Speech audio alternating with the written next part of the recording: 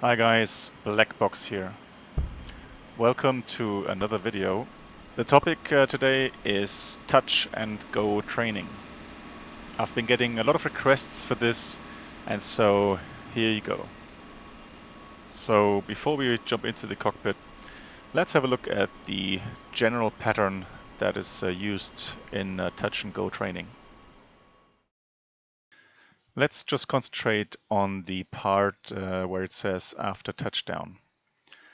So after touchdown, obviously we try to maintain the center line, check that the reversers are closed, and also check that the spoilers aren't activated. Then we'll select flaps 2 and set N1 of 50%. Then we'll wait and check that the trim is going back to the green band, or I should say close to the 0 position. And once that is set, we'll select Toga. Then all that's left to do is rotate at the present bug speed. So if the approach was 135 knots, that would be the speed at which you would rotate. I'll discuss the rest of the pattern as we go along. For now, let's get back into the cockpit and do the preparations for the departure.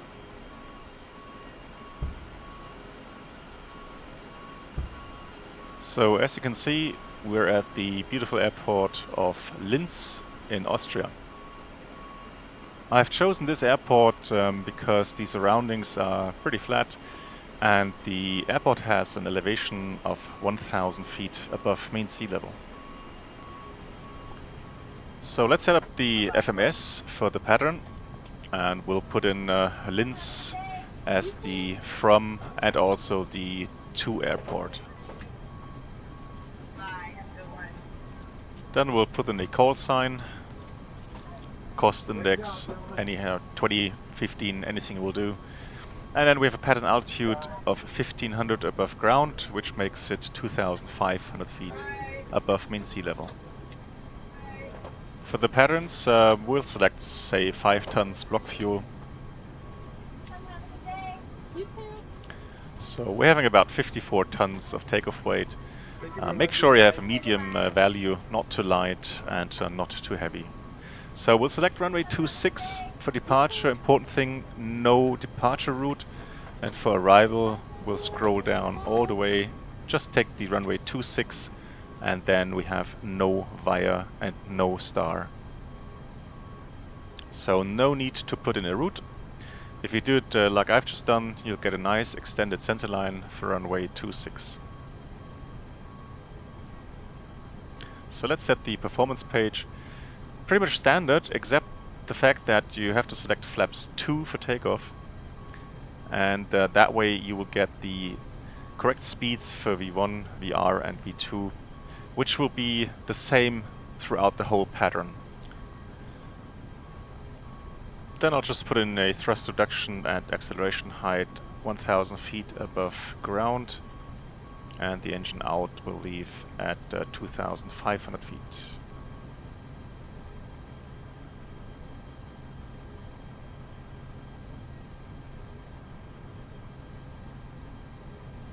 So once that is all set, we are ready for departure. And to make this video a little bit shorter, I'll be starting up the engines and then taxi out to the departure runway. So see you in a few seconds once we're ready for departure. Alright, here we are on runway 26. Flaps have been selected 2. Very important, because usually we take off with a flap setting of 1+F. Read all the checklists, and so let's take off. We have Manflex 45, SAS, a runway, and auto thrust is blue. 100 knots. V1. Rotate.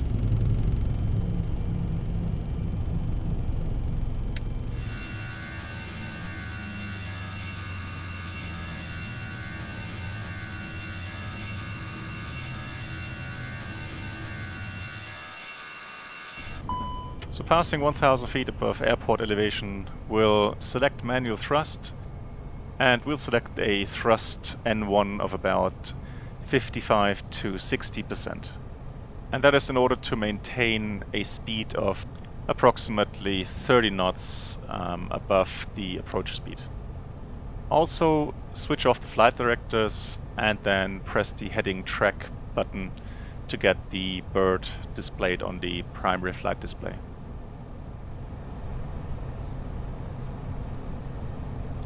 Then we'll insert the landing data into the FMS, so QNH 1012, and the wind 300 degrees at 12 knots.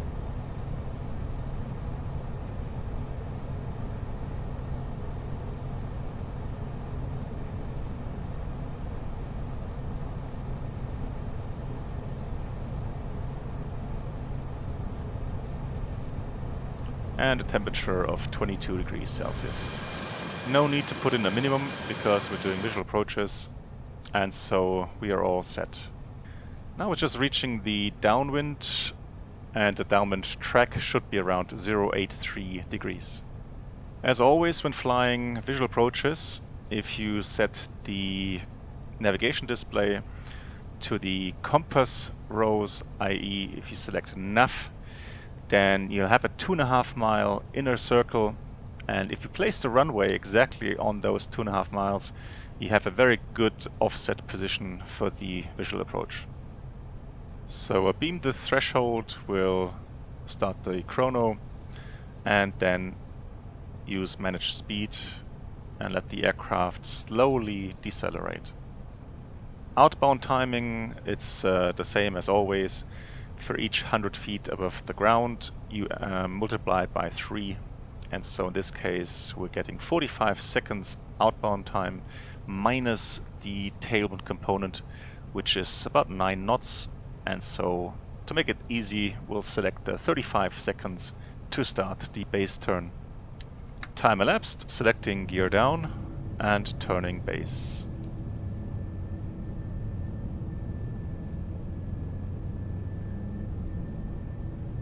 The speed is slowly reducing and we're starting a shallow descent of about 500 feet per minute, and we'll continue to configure the aircraft by selecting flaps 3 and then flaps full.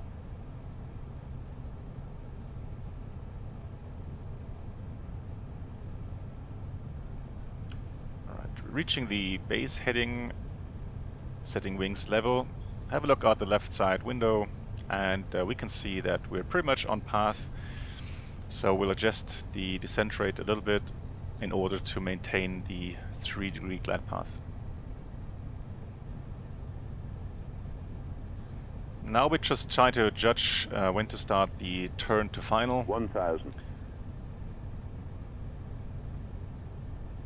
And here the center line, which is displayed on the navigation display, helps somewhat.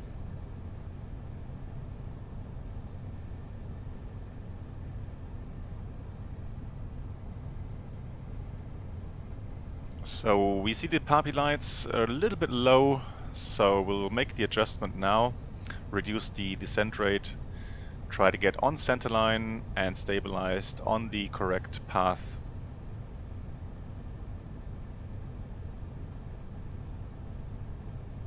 Now we're on the 3-degree glide path, and it's now important to set the standard values, so we need about 700 feet rate of descent and a power of about 51%.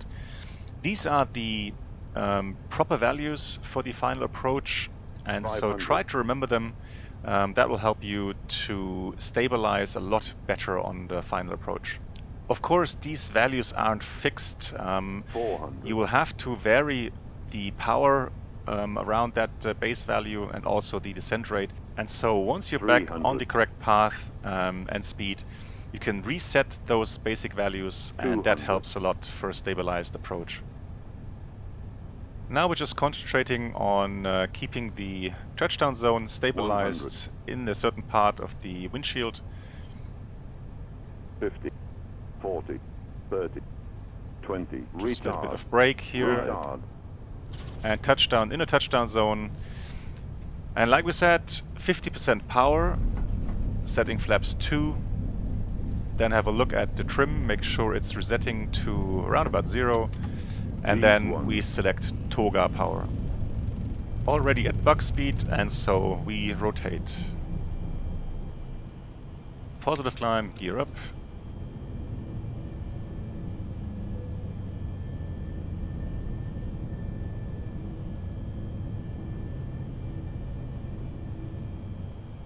And once the gear is up, we can select climb power and make sure that the flight directors are switched off. Turning to the downwind again, reaching 2,500 feet pattern altitude, and then we can set the correct values again for the level flight, which is about, as we said, 55 to 60% N1 and a pitch of about 6 degrees. We'll select the speed of roughly F speed plus 20 knots, so 167 knots for now. And so everything should be stabilized just prior to reaching the downwind heading. Remember, that's about 083 degrees.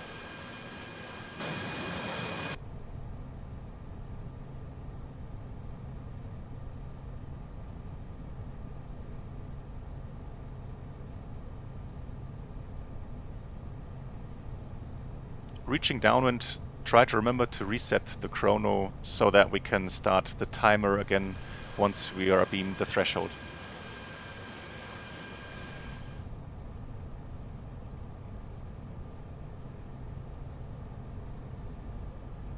Right, abeam the threshold, starting timer.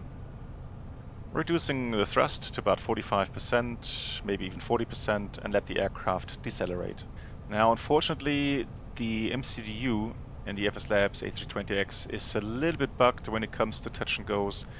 You might find that you're unable to re-engage manage speed mode, and so just have a look at the approach speed in the MCDU and then use the selected speed mode to set the proper approach speed.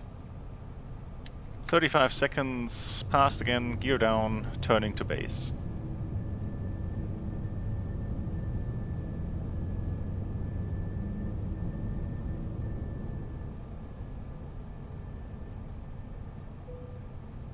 Selecting flaps 3 and then flaps full.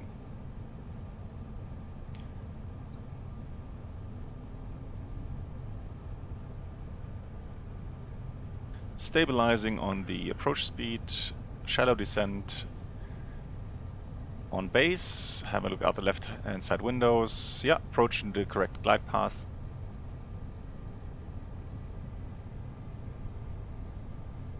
Just trying to judge when to start the final turn. Alright, so turning final.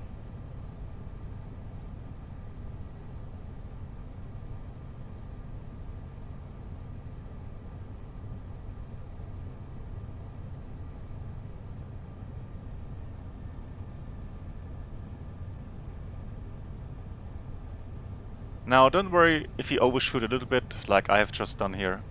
Important thing is to try to re-intercept as soon as possible and try to get stabilized again on the correct glide path and then on centerline.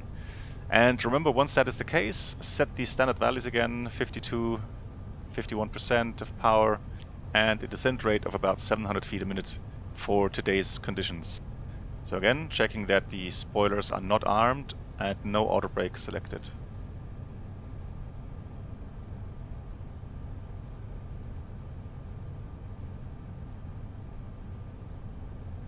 So nicely stabilized, trying to get the 700 feet a minute descent rate, 50 to 51% power, and then just try to get the touchdown zone fixed 400 in a certain part of the window and maintain that position. 300 200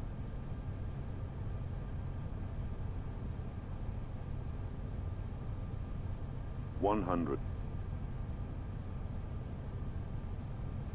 50 40 30 Retard 5. Touchdown, and again setting 50% of N1, selecting flaps 2, checking that the trim is resetting, it is, and so we set toga power.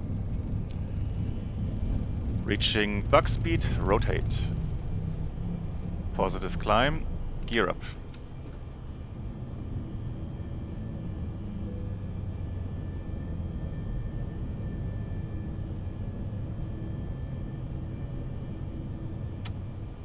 So one more time, passing 500 feet, gear is up, selecting climb power, starting the downwind turn, and leveling off at 2,500 feet.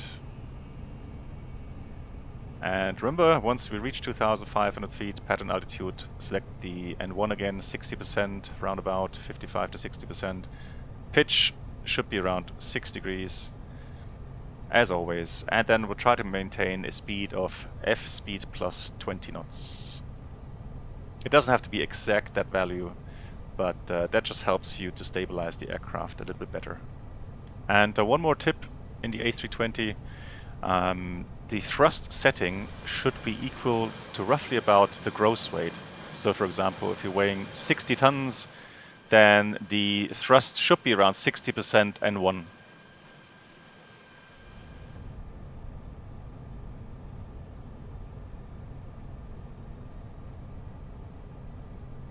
And again, resetting the chrono.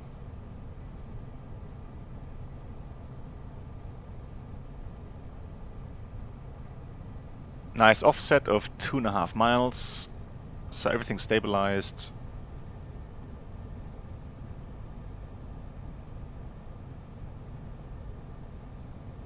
Checking to see if we reach the beam position, which we are now, so starting the chrono and setting thrust to around about 40 to 45%. We're looking for 35 seconds outbound time again, checking the approach and using selected speed mode to set the approach.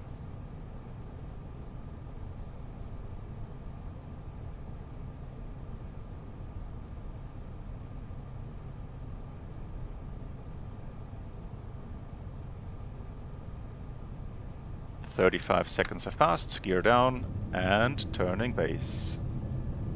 Now this time we'll be doing a full stop landing, so you'll see me getting full configuration and then using auto brake setting low and also arming the speed brakes.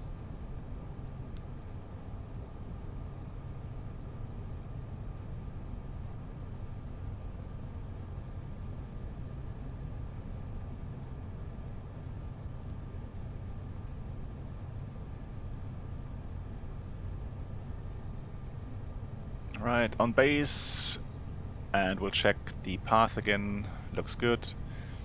Judging when to start the inbound turn for final.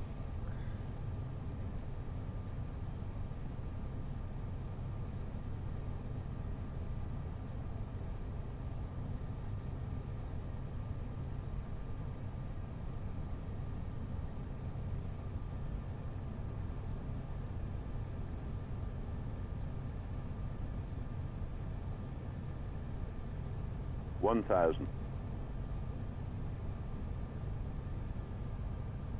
So this time nicely stabilized on the final approach, and again setting the values of about 700 feet rate of descent and about 50% power. Like we said, auto brake low, speed brake armed, and so the landing checklist, Ikamimo landing, no blue.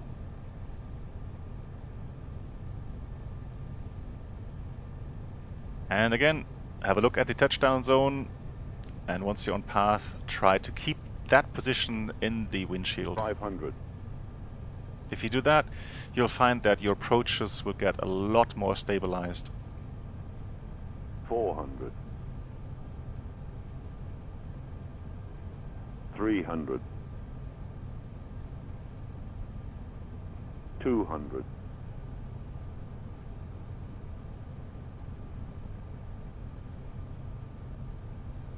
100. 50, 40, 30, 20, retard, retard.